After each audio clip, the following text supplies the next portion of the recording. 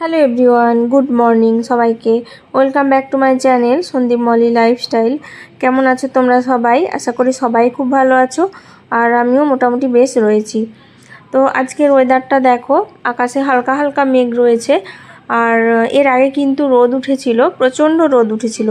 সকালবেলা ঘুম থেকে উঠেই দেখি রোদ উঠেছে, কিন্তু একটুখানি বেলা হওয়াতে তারপর দেখলাম না যে আকাশে একটু একটু মেঘ জমে আছে।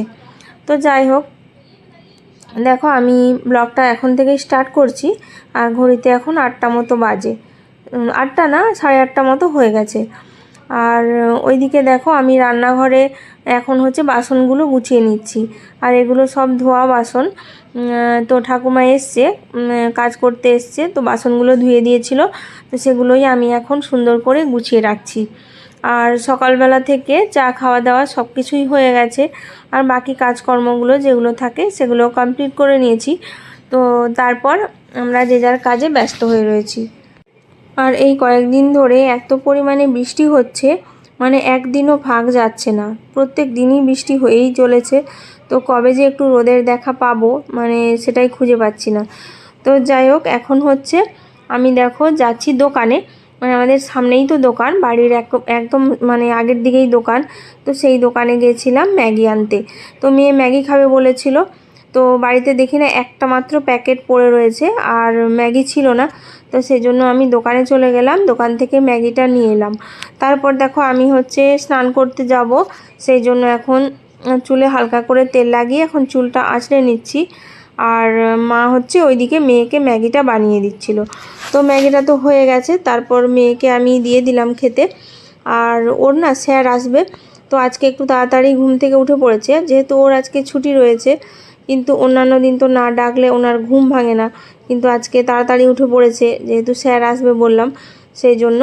তো তারপর দেখো আমি সোজা স্নান করতে চলে গেলাম। আর আমার আগে মায়ের স্নান হয়ে গেছিলো, মা স্নান করে পুজোও দিয়ে দিয়েছে।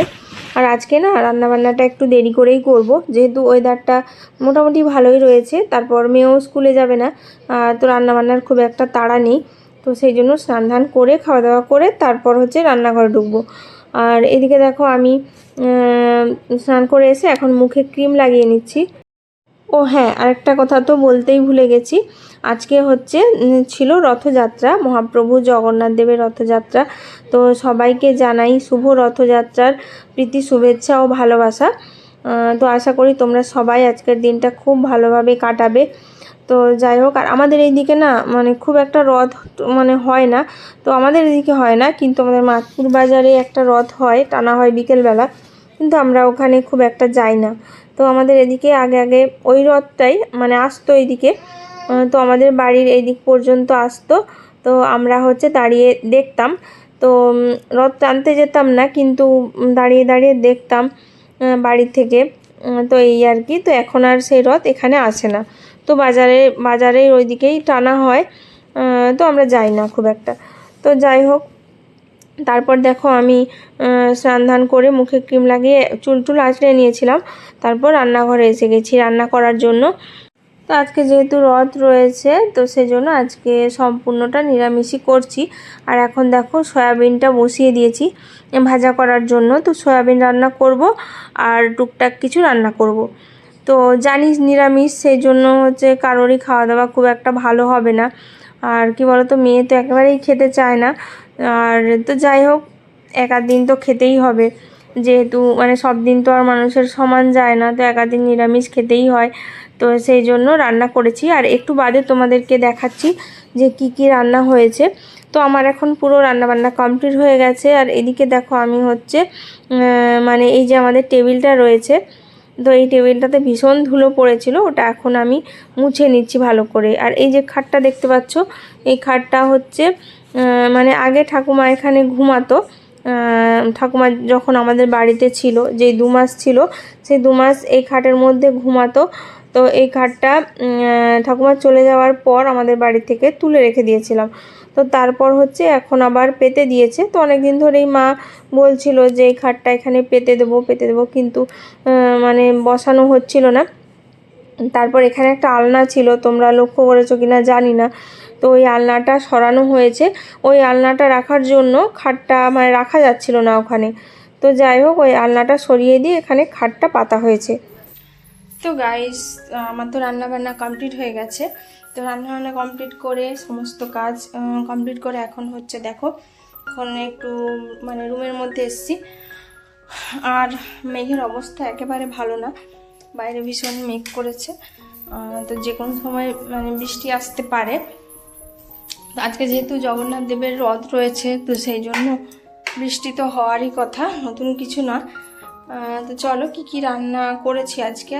আজকে তো পুরোটাই নিরামিষ, তবুও কি কি রান্না হয়েছে তোমাদের সঙ্গে শেয়ার করছি।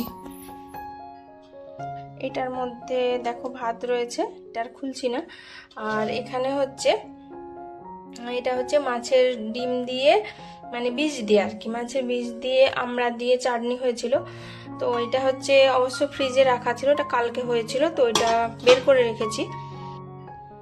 আর হচ্ছে এখানে কুঁদরি ভাজা। আর আমাদের এত কুঁদরি জমা হয়ে থাকে ফ্রিজের মধ্যে, মানে খেয়েও খেতে পারা যায় না। তো আমাদের সিটুকেও মানে প্রত্যেক দিনই দেওয়া হয়, তারপরেও মানে এত কুঁদরি জমা হয়ে থাকে ফ্রিজের মধ্যে, খাওয়া যায় না। সেই জন্য প্রত্যেক দিন প্রায় দিনই ভাজা করে করে খেয়ে নিই। মানে কুঁদরি ভাজা, তারপর এখানে হয়েছে সয়াবিন আলু দিয়ে পোস্ত। তো এটাতে হলুদ দিইনি আমি, হলুদ দিলে পোস্তটার স্বাদটা নষ্ট হয়ে যায়, সেই জন্য সাদা সাদা দেখাচ্ছে। আর এখানে পাঁপড় ভাজা করেছি, মেয়ে বলেছিল নিরামিষ যেহেতু, সেই জন্য আলু পোস্ত আর পাঁপড় ভাজা করে দিও, তো এটা খেতে একটু পছন্দ করে, তো এটাতে পাঁপড় ভাজা। আর এখানে হচ্ছে তোমার কুমড়ো ডাঁটা দিয়ে ডাল, মানে কুমড়ো ডাঁটা দিয়ে মুসুর ডাল, এইটা। তো এগুলোই হয়েছে দুপুরে রান্না বান্না। তো বাবা একটু বাজারে গেছে, আর বাজার থেকে আসলেই তারপর আমরা খাওয়া দাওয়াটা করে নেব। দেখো আমরা এইমাত্র খাওয়া দাওয়া কমপ্লিট করলাম, আর বাইরে দেখো গাইস কি পরিমাণে বৃষ্টি হচ্ছে। তো মেঘ তো করেছিল ভীষণ বলেছিলাম, তো দেখো কি পরিমাণে বৃষ্টি হচ্ছে।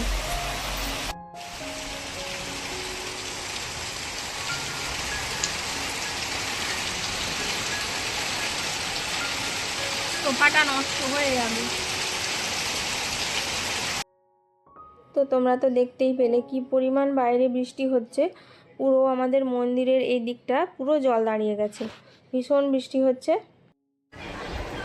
তো দেখো দুপুরবেলা তো একটু ঘুমিয়েছিলাম, এখন উঠে পড়েছি, আর বাইরে সেই বৃষ্টি পড়েই চলেছে, ঝিরিঝিরি বৃষ্টি হচ্ছে। আর এখন হচ্ছে এই যে দাঁড়িয়ে রয়েছি। তো আজকে তো রথযাত্রা, এরকম একটা শুভ দিনে এত বৃষ্টি হলে মানুষজন বাইরে যাবে কি করে, বেরোবে কি করে, মানে এটাই হচ্ছে কথা, এতটা বৃষ্টি হচ্ছে। তো আর মা গেছে ওদিকে বাজারে, তো হচ্ছে রাতে রান্না বান্না করব, একটু বাদে করব। তো তোমাদের সঙ্গে তো সেটা অবশ্যই শেয়ার করব যে কী কী রান্না বান্না করব।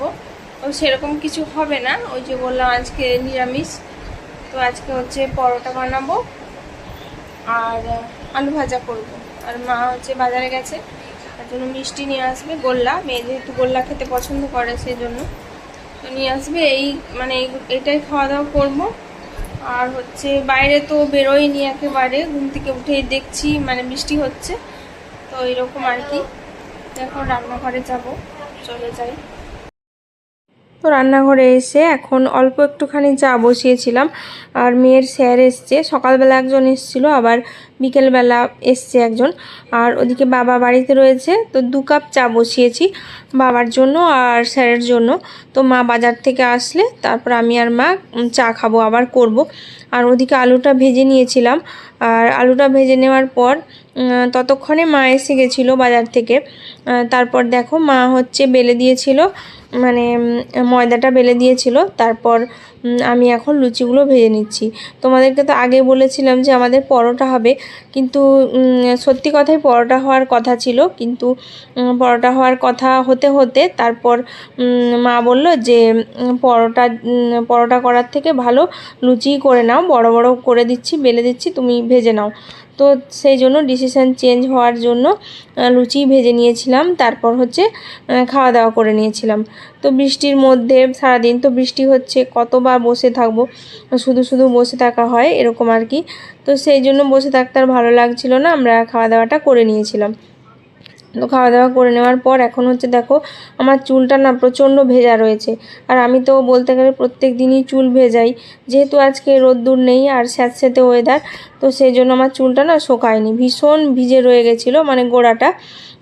তো যাই হোক, এখন হচ্ছে সেই জন্য হেয়ার ড্রায়ার দিয়ে একটুখানি ড্রাই করে নিচ্ছি হালকা করে। আর বাকি সব কাজকর্মগুলো কমপ্লিট করে নিয়েছি, মানে খাওয়ার পর যেই সব কাজকর্মগুলো আমার থাকে সেগুলো কমপ্লিট করে নিয়েছি। তো চুলটা জাস্ট একটুখানি শুকিয়ে নিয়ে তারপর হচ্ছে শুয়ে পড়বো এরকম আর কি। তো আর কোনো কাজ নেই। আর আজকে একটু তাড়াতাড়ি খাওয়া দাওয়া হয়ে গেছিলো, তাড়াতাড়ি একটুখানি ঘুমানোর চেষ্টা করব। তো যাই হোক, আজকের মতো ব্লগটা এই পর্যন্তই, আমি এখানেই শেষ করছি। কেমন লাগলো সবাই কমেন্ট করে জানিও, ভালো লাগলে একটা লাইক করে দিও। আর তো আজকের মতো টাটা সবাইকে, সবাই ভালো থেকো, সুস্থ থেকো, সবাইকে জানাই গুড নাইট। তো দেখা হচ্ছে পরের একটা নতুন কোনো ব্লগে, ততক্ষণের জন্য টাটা সবাইকে, বাই। সবাই ভালো থেকো, সুস্থ থেকো।